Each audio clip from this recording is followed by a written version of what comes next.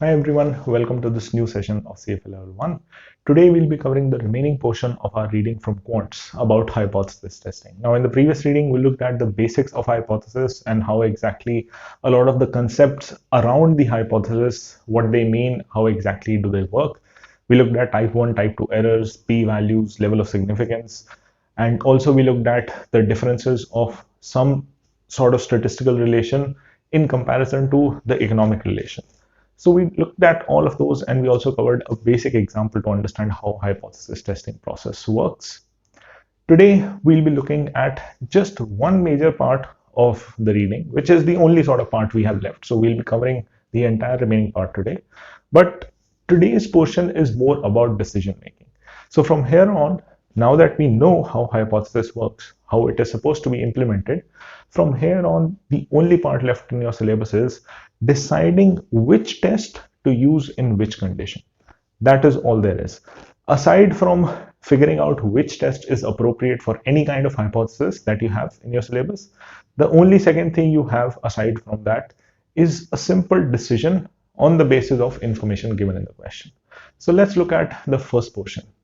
The first scenario we have to focus on is the test of population mean of one series. Basically, testing whether the population mean of any sort of series, just a singular data series, is it equal to some value or not. So effectively, like we did in our example from the previous session, we had null hypothesis as mean equal to some value. This is what the testing of population mean of one series means, that I have one data series.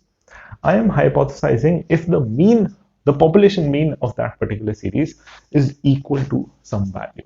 It can also be a one-tail test, two-tail test. That is just a small technical change that we already covered in the previous session. Now, the key element of this particular analysis is that it can be done using two distributions. There is a Z distribution, which we've already been comfortable with. We've discussed it in confidence interval. You also had it in the chapter of common probability distributions.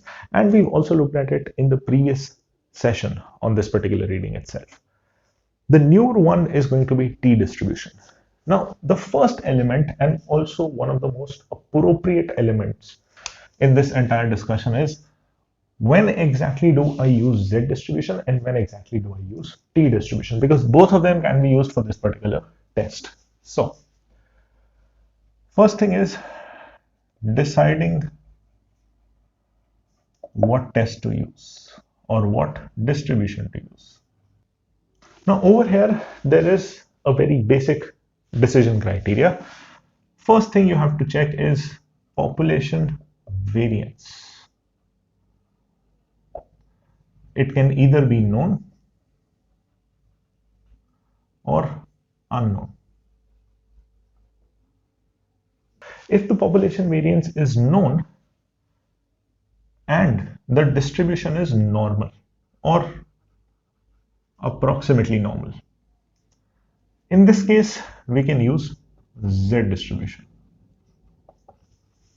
However, in case population standard deviation or population variance is not known, so variance and standard deviation, you can use both the terms here for understanding. Now, within unknown, you have three possibilities. One is the question itself says that the distribution is normal. In this case, use T distribution. Then the question says sample size is big enough. Big enough normally means more than 30, equal to 30. In this case also you can use T distribution. However, in case it is small sample or non-normal distribution, then no test is possible. So the first thing that you have to be clear upon is whenever you get a question, you look for population variance or population standard deviation. If that is given in the question, then you check if the distribution is normal, and if it is, you apply Z distribution. No need to check the sample size for this particular decision criteria. However, more often than not, we don't actually have population standard deviation with us. So the question will give you sample standard deviation. Whenever that is the case, population variance is unknown. sample standard deviation is given to you. From that point on, you check if the question says the distribution is normal, good, you can use t-distribution. If the question doesn't mention that the distribution is normal, but just tells you that it is done on a large sample, then also good, because central limit theorem, as we discussed in the previous reading, it said that as you increase the sample size, you have certain criteria that automatically get fulfilled. The population and sample mean, they get closer. However, if none of these two are mentioned, and keep in mind these two are either or, I'm not saying that both of them have to be mentioned together. Even if one of them is mentioned along with sample standard deviation, that is good enough for you to use t-distribution.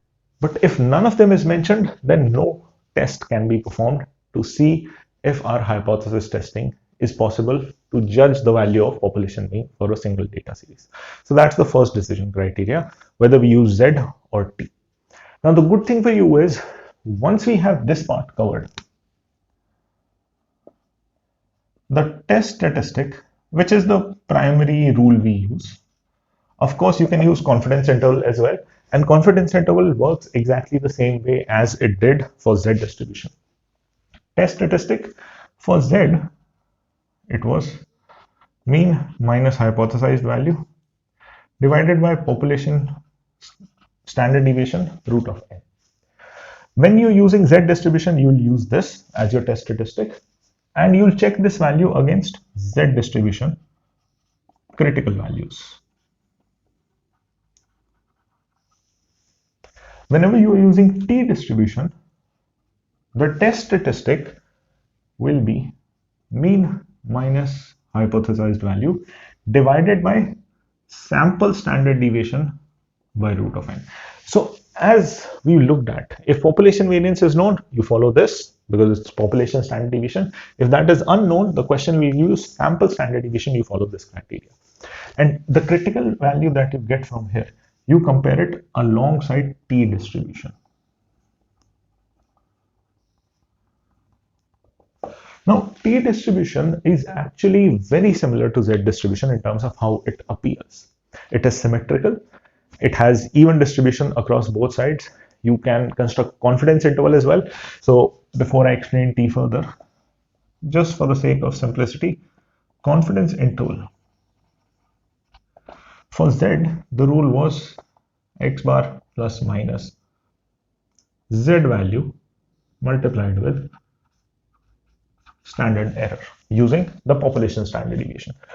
If you've understood this, then that exact same logic will be transformed here as well, where I will have sample mean plus minus. This time, because we are using T distribution, we'll pick up critical value from T distribution. So in first case, we'll be using Z distribution, so we use critical value of Z. Here it would be T alpha by 2 if it's a two-tailed test. So I'm assuming it's a two-tailed test in both the places, multiplied with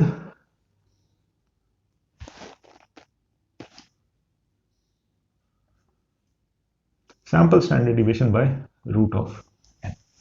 So effectively, both confidence interval test statistic, if you were comfortable with the calculation we've done in the confidence interval in the previous reading and also in the previous session about the test statistic in that example, all of those apply as it is for T distribution. There is absolutely no difference in terms of how you approach this distribution. The difference, however, comes in how you read the T distribution. The reason why we use T distribution is, in terms of how it looks exactly same as normal distribution, something like this. This is how normal distribution is, this is how T distribution is. But when we compare both of them together, T distribution has fatter tails. So in Z distribution, the tails go thinner, but in T distribution, in comparison to Z distribution, you have fatter tails, which means the possibility of having outlying data is higher in T distribution. So it is much appropriate for me as it prepares me in my decision making for higher risk. The possibility of having some event occur on an extreme end is slightly higher in T distribution, and as such, I am better prepared with my decision making for the purpose of risk analysis. Now, in case of Z distribution, this was defined along its mean and standard deviation. T distribution is defined by degrees of freedom, and degrees of freedom is n minus 1, where n is the sample size. So if I have a sample of 40 or 50 students of maybe checking some sort of data, maybe checking the scores in the exam, n would be 50 and degrees of freedom would be 49. Now, understanding t distribution is fairly easy. So if you focus on the image that I'm sharing, the topmost row contains two details. Those are both level of significance. One is for the one-tailed test and the other is for the two-tailed test. So you'll select your level of significance and the type of test. And once you've selected that, in the first column, you have details of various degrees of freedom given. Degrees of freedom is n minus 1. So if your degrees of freedom is 49, you will select 49 and then cross-check what value you're getting at the intersection of your level of significance and your degrees of freedom. And just like in case of Z value, we use the Z critical values that we got at 5% level of significance of 1.96. We had it both plus or minus in case of two-tailed test. T distribution also works in the exact same way, where you will have two critical values, and then you just have to decide if the test statistic is giving you a value within that range or outside that range. Let's look at an example for better clarity. Now, in order to better understand how exactly t distribution works, I have a basic example here. So sample mean is given as 8% and the hypothesis is stated as null hypothesis being population mean should be 10% and alternate hypothesis being that it is not 10%. N is 25, which means you took a sample of 25 in your entire sampling distribution. Sample standard deviation is given as 4%. So the moment in a question you see sample standard deviation and not population standard deviation, first thing is we can no longer use Z distribution. We will have to check if T distribution is also usable or not. For that, the distribution is normally distributed. So if this has been stated in the question, now we can use T distribution. Calculate the test statistic and perform hypothesis test if level of significance is 5%. So the first job is to calculate the test statistic. This is sample mean minus hypothesized value upon deviation by root of n. If we plug in all the values, this will come out as 8% minus 10% divided by 4 and root of 25. If you solve for this, this will give us a value of 2.5, negative 2.5. Now that we have that value, the rest of the process is exactly same as how it was in our previous session's example, where once we have test statistic, we compare this within the critical range as found in the T distribution. Now, if you focus in the T distribution as showing on the screen, over here we have n as 25. At n is 25, degrees of freedom, which is n minus 1, this should become 24. So we have 24 degrees of freedom. The second thing we have to check is the level of significance, which is given as 5%. But because our hypothesis was stated as an equality, this 5% is split across both the tails, and this makes our test a two-tailed test. Because a one-tailed test would normally be stated as a greater than or less than kind of an equation. So now that we know which value we have to pick from the first row and which value we pick from the leftmost column, we can see their intersection, and that intersection would lie and give you a critical value of 2.064. With this value of 2.064, this is both plus and minus because T distribution is also from mean of 0 to both sides, left and right. So my acceptable range is from minus 2.064 all the way till plus 2.064. Now I have to check if this value that I have calculated, is it falling inside the range or not? And as we can see, this minus 2.5 will fall beyond the range, which means we will reject the null hypothesis. The null hypothesis is not supported by the sample that we had collected and the sampling distribution that we used to analyze it. So I hope the entire process of T distribution makes sense, and it gives you a little bit confidence knowing that the process is exactly same as Z distribution. There is no change in that whatsoever. Now, before we move on to the next topics, I want to clarify one thing right away. From this point on, all of the remaining topics, the test statistic that we have calculated here, that we got as minus 2.5, there are different formulas given in your curriculum and in a lot of other study materials also regarding how we calculate them. The good thing for you is in the exam, for all of the remaining topics, test statistic will be given to you in the question. And that is very critical, because if you think, if the question outright gives you this minus 2.5 in this entire example, if I just right away say this is the test statistic, in that case, you don't need information about sample mean.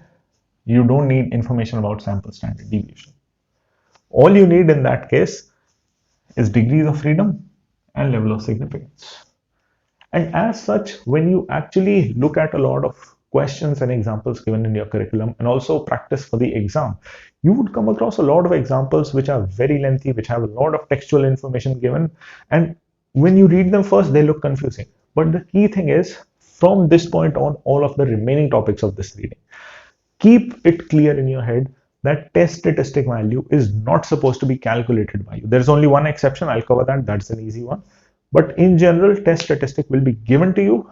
All you have to do is figure out these values from the t-distribution. That's it. So if you can read t-distribution, the rest of the discussion is fairly easy. Let's move on to that.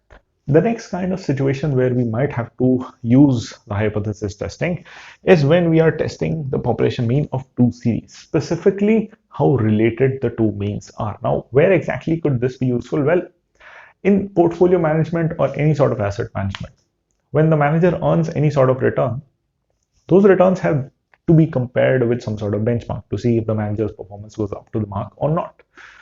Now, if the benchmark earns 10% and the manager earns 9%, I cannot outright say that the manager failed to perform.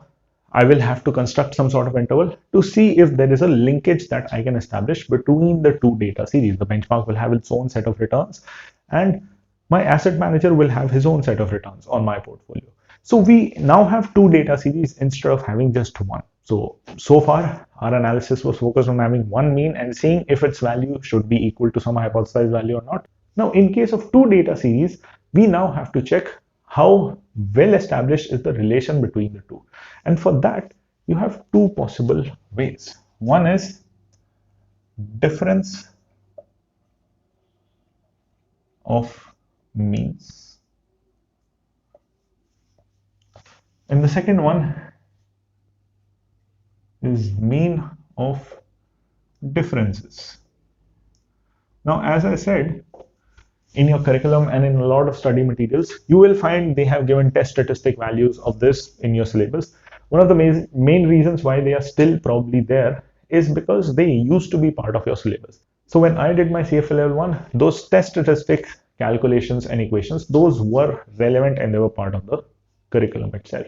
But they have since been reduced, and now your entire curriculum is more focused on you knowing when to use t-test, z-test, or the other tests that we'll be covering. When exactly do we use them, and how exactly is the decision criteria handled once you know which test you are supposed to use. So here also, the first question is which test do we use? The good thing is we do have two different methods, but for both of them we use t-test. And t-test statistic will be given to you. You don't have to remember the equation for the test statistics. That will be given to you. All you need to know is the ability to read the t-distribution. So level of significance will be given to you, and on the basis of whether it's a one-tailed test or a two-tailed test, just read the critical values from the t-distribution and see if the test statistic given to you in the question, is it matching? Is it within the acceptable range or not? So the testing part is easy. That is really not the concern of our discussion here. The discussion is more focused on what are these two ways in which we compare the two data series. Imagine a situation where I have two data series, let's say X and Y, and I have some values X1, X2, so on, and same for Y.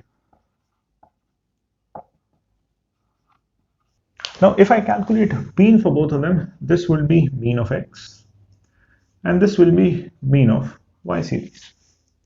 If my comparison or my analysis of how the relation is between X and Y series is mainly focused on these values, which is I'm more concerned about the relation of the mean values. That is what we call a difference of means analysis. This is mostly useful in case we are comparing our returns with some sort of benchmark. So for that, this is the more appropriate approach. So over here, the null hypothesis would pretty much most of the time be in the form that whether the returns of one series are equal to the returns of the other. Because if I want my asset or my portfolio's return to be similar to benchmark, my outright null hypothesis becomes simply a statement that yes, they both are equal. And if I end up disproving it, it means that my returns were significantly different from what the benchmark got. So something on that sort. This can also be rewritten as this. Hence gaining the name difference of means. However, there is one other way of analyzing how much relation there is between the two data series. For that, you create a third series which is known as x minus y, difference of the entire series, which would simply be x1 minus y1, x2 minus y2, so on. So it is denoted by mean of the series of differences. When I do my analysis on this particular value, that is known as mean of differences. So slight change. If you have a good command in English, you probably knew the meaning the moment I wrote these. This is difference of means, and that is mean of differences. So outright, just a slight complication. But over here, the null hypothesis would pretty much look like this. Something that we've already done, or some other constant value. So over here, we just have one mean value. We'll be doing the analysis exactly the same way we've been doing for all of our previous examples. The key thing is whether you use difference of means or whether you use mean of differences to analyze the two series. In both the cases, only and only t-test is usable, which means from this point on, z-test is no longer relevant for us. Now, mean of differences is something that is very relevant when we try to analyze how dependent or how related the two data series are. For example, now I'm no longer analyzing my portfolio with some sort of benchmark. Rather, I have one security in mind and I'm analyzing that with benchmark to see how this security reacts when the benchmark moves up or down, so that I'll have an idea whether in a rising market, should I invest in that security or not. And those are the kind of situations where the second approach of mean of differences, this would be better than the first approach. Keep in mind, both the approaches are valid. They have their uses, they have their pros and cons. And in both of them, you'll be using t-test. Test statistic will be given to you in the question. Do not be worried about those, because one of the biggest issues a lot of students have is they look at those equations in the curriculum and they think this is too complicated. Trust me, that is not part of your core focus. Those values will be given to you. Your focus is mostly on knowing when to use t-test, when to use z-test, knowing which test is to be used, and knowing how the decision is performed on the basis of that test. That is all that is relevant for your syllabus. So I hope this entire discussion about test of population mean made sense. Let's move on to the next topic. So far, our discussion has been primarily focused on seeing if the mean value is equal to something, whether it's equal to some other mean or equal to some absolute value. Now we will shift our focus to seeing if the variance value is equal to something or not. The reason why this is important is because in your entire finance, mean represents the return and variance and standard deviation, they represent the risk. And as such, all of the financial decisions are based on the balance of risk and return. So just focusing on the return side of analysis is not appropriate. And as such, we also need to be aware of how the risk analysis works. So for that, we need to understand whether the risk of any particular data series, the variance, the standard deviation of the series, is it within an acceptable range of where I expected it to be, where I hypothesized it to be, or is it massively different from what I wanted it to be? Because let's say I am managing a client's portfolio And I anticipated at the start of the year that the risk on the portfolio should be about 10%. But at the end of the year, the risk ended up being 40%. That could expose the client to a lot of potential losses, and we do not want that for the clients. So for that reason, very important to use this analysis, because this allows us to correct whenever the risk is going beyond acceptable limitations or acceptable regions of our initial benchmarks. So with all of that, let's look at how this works. The key thing is, when we talk about variance, variance cannot be negative because it's a squared up value. So outright, we need some distribution other than z and t, because both z and t, the values can be negative. This has to be a non-negative distribution. Here we use chi-square distribution.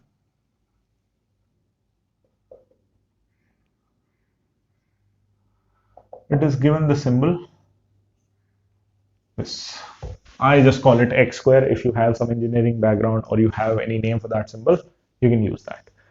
So chi-square distribution is a log normal distribution, first thing. And as we know, log normal distributions, the key characteristic is they're not symmetrical, but they are all on the positive side, which is good for us because, as discussed, variance being a squared value, it cannot be negative. It's a non-negative value. Now over here, you have some calculations that you can do, but as usual, in this test as well, the test statistic will be given to you. All you have to do is, in this distribution, always for this chapter, my suggestion would be make a graph.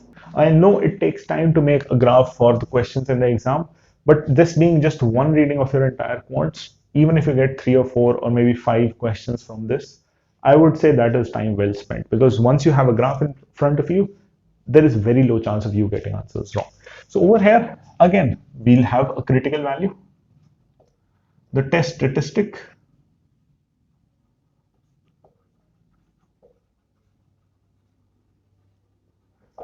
test statistic will be given to you.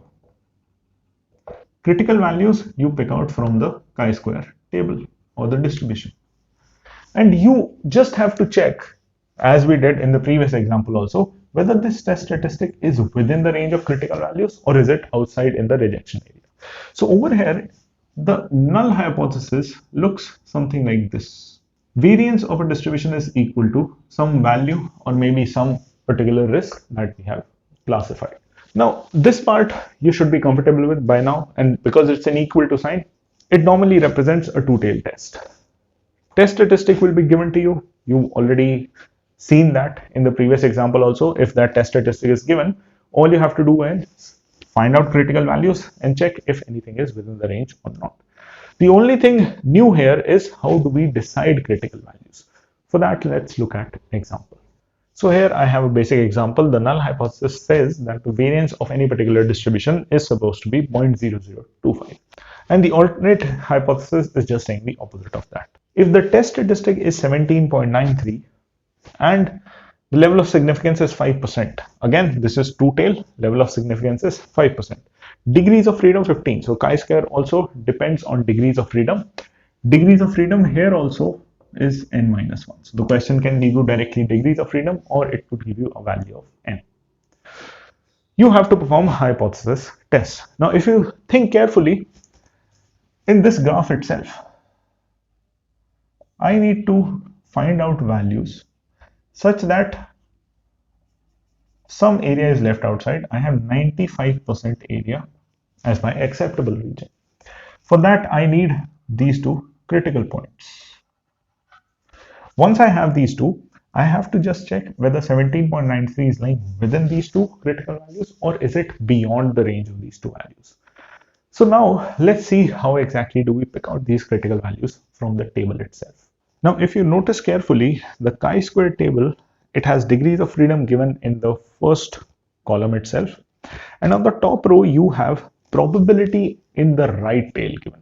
Probability in right tail simply means that on the right hand side of your critical point, how much of the area is being covered under the curve. So at the first point, it says 0.99. It means that if you travel to the right of whatever point are given here, you will cover 99% of the region. Now, if we want to find out two critical points, we already know that in both left and right tails, there must be 2.5% probability of data being there because our level of significance is 5% and that is split equally on both sides. As a result of that, we'll have to look at both critical values from the single table itself. So if you look at the higher value only has 2.5% data towards the right side of it. So for that, the critical value will become the intersection of top row 0.025 and the first column degrees of freedom being 15. That will come out as 27.488. So that is your first critical value, 20. So that is our higher critical value of 27.488. For the lower critical value, if you notice carefully, if I need probability of all the data that exists to the right side of my critical point, and I only need to leave 2.5% aside, the data that I am leaving out on the right side over here is going to be 97.5%. So I'll make another graph to make it easier for you to understand. If I have something like this higher tail, the data here was 2.5%. So we checked at 0.025 in the right tail. For this one, I need a situation where this data, only this one, this has to be 2.5. If this is 2.5%, this entire area on the right side, this should be equal to 97.5%. So for the lower critical value, you'll check at a point 975. So at lower critical value, you'll check in the top row 0.975. If you check 0.975 and the intersection of degrees of freedom 15, you have a value of 6.262. Now that we have both of our lower and upper critical values, all we have to do is see if the test statistic that we were given, is it falling within our acceptable range or is it outside our range? If it is within this range, we fail to reject null.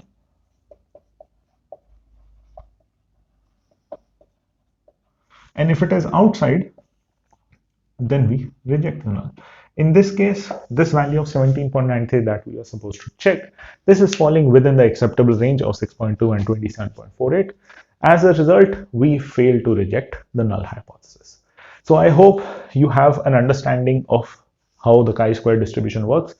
Again, for the exam, the crucial element is mainly going to be knowing that if you are supposed to conduct a test on a single variance, which test should you use? You should always use chi-square distributions. That is one thing that you have to be aware of in the exam. The second thing you have to be aware of is that within chi-square, how do you perform the test? Test statistic will be given to you. All you have to do is figure out lower and upper critical values using the chi-square table. That you can do using degrees of freedom and the level of significance. Keep in mind, in two tail, the probability that you're leaving out on both the tails will be equal. So I hope all of that made sense. Let's look at the next iteration of testing for variance. Now, just like we had in case of mean, where we first analyzed one single mean, whether its value should be equal to some other absolute value or not, and then we analyze two series together. Similarly, for the risk also, we have just discussed how we analyze the variance of one series equal to some defined value or not. Now we will be checking or performing the hypothesis test on two variances, which means we have two series and we are checking variance of both of them. Now over here, the equation will look something like this. So you have null hypothesis as variance of first data series is equal to variance of second data series. So this is the kind of situation you have. And over here also, because it's equality, it's a two-tailed test by definition. But in this particular case, we use F-test. And F-test has a few rules that are different from chi-square. So the first thing is, whenever you are checking two variances, you will always use F-test. That is the first thing you have to be aware of in the exam. Now, F-test also, in terms of how the graph looks, it's a log normal distribution, so it stays positive. Something similar in terms of how it looks to the chi-square distribution. However, in case of f-test, the test statistic, of course, this value will be given to you in the exam, but this is calculated as S1 square, S2 square. So variance of first series, sample variance of first series divided by sample variance of second series. You don't have to cram this formula, but it is very important for the understanding as to how we calculate the critical values of the f-test. For this, the rule that your syllabus is following is allowing you to have a very simple approach. Normally, we have two critical values and we do the analysis, but over here, your syllabus says always use higher standard deviation in numerator. So you have two data series, two standard deviations will be given to you, two sample standard deviations or two sample variances. Whichever is higher, put that in the numerator and the other one goes in the denominator.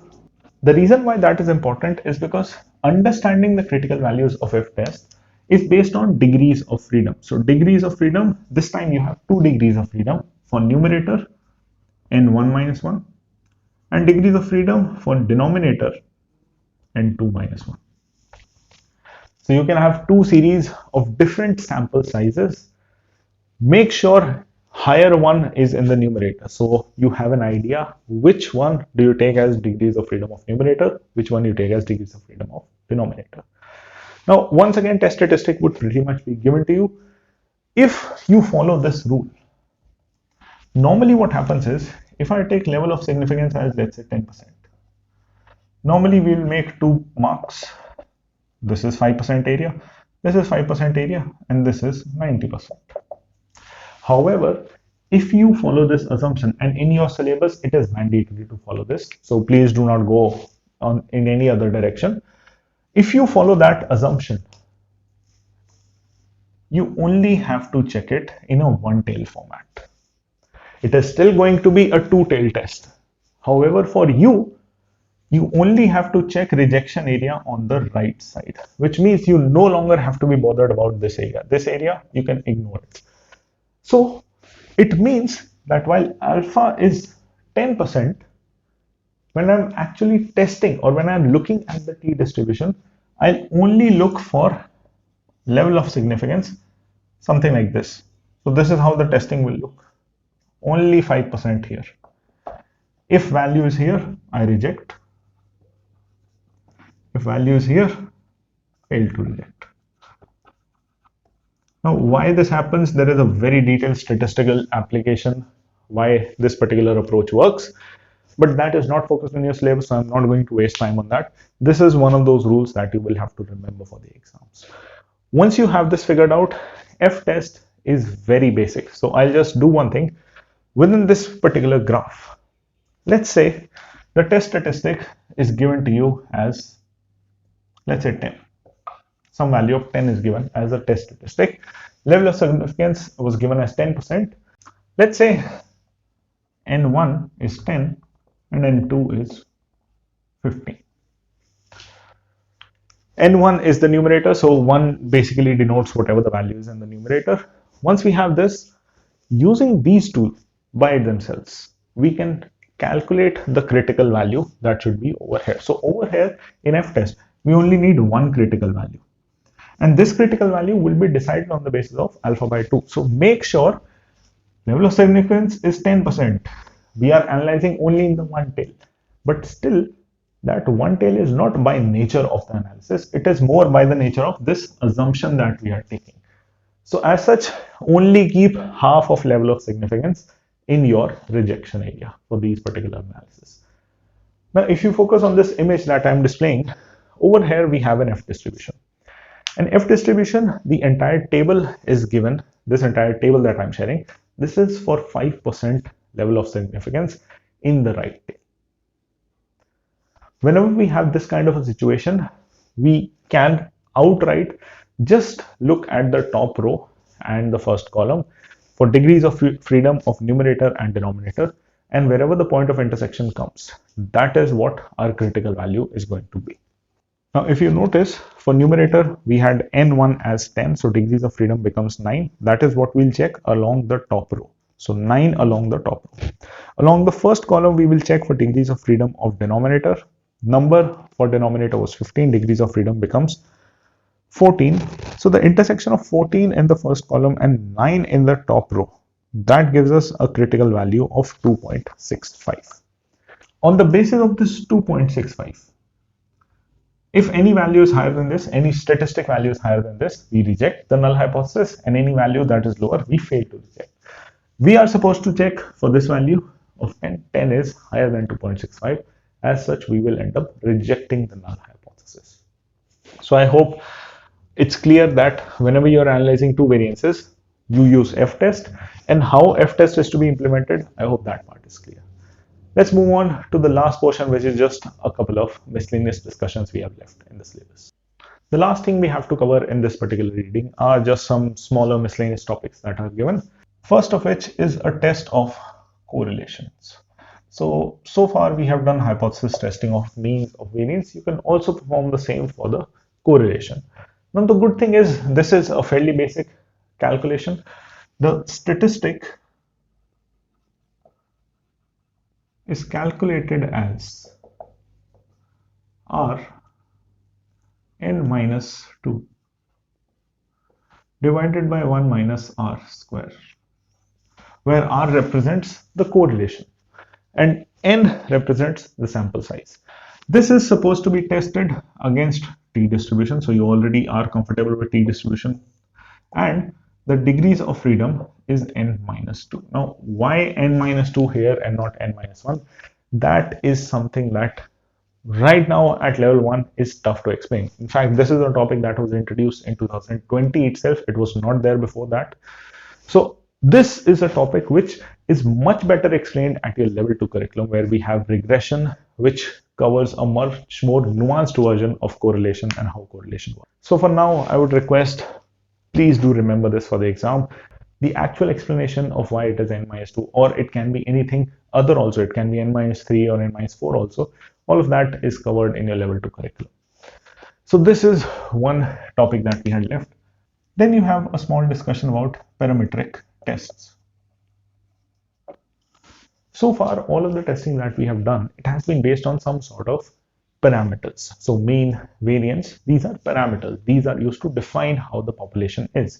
And in all the distributions which we have used, where these are critical for our analysis, or these are what we are analyzing, all of those are known as parametric tests. For example, Z distribution by itself is defined along mean and variance.